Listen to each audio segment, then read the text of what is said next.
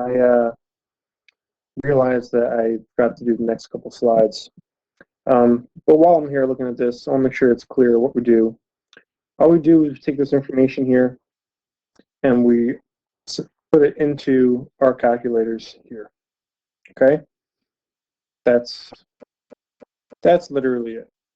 Oh, forgot to mention n was what here? 16, right? So that's what's going to go in here. All right, anyway, let's go to the next page.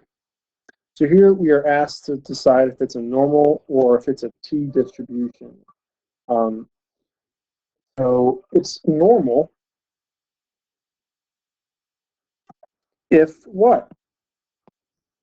It's normal if n is large, as we saw in our applet. Turns out that if degrees of freedom are about 30 or more, it's exactly the same as normal distribution. It's also normal if sigma is known, if the population standard deviation is known.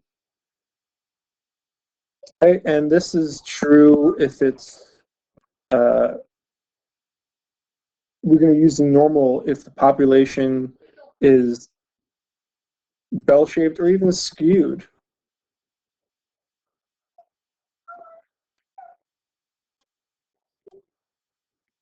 All right, we're going to be using the normal distribution to create our confidence intervals if n is greater than 30, if sigma is known.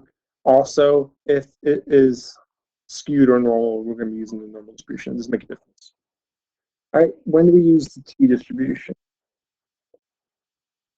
Well, if n is less than 30, we're using the t-distribution.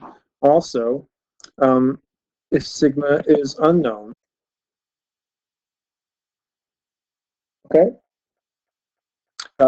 And the population should be relatively bell-shaped or normal.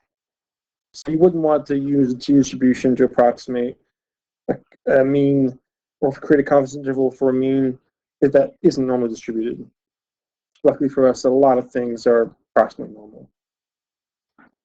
All right, you wouldn't want to use either of these or neither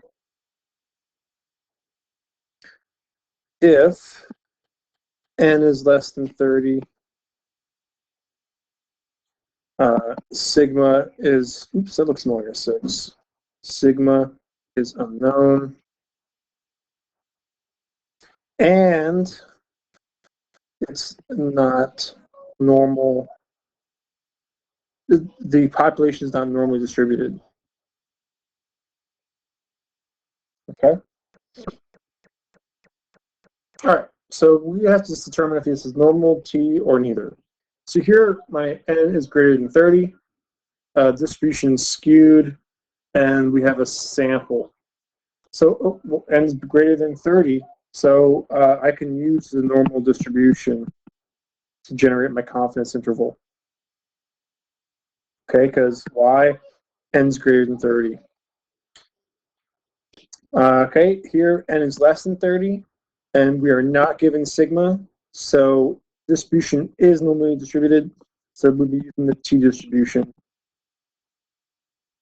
here.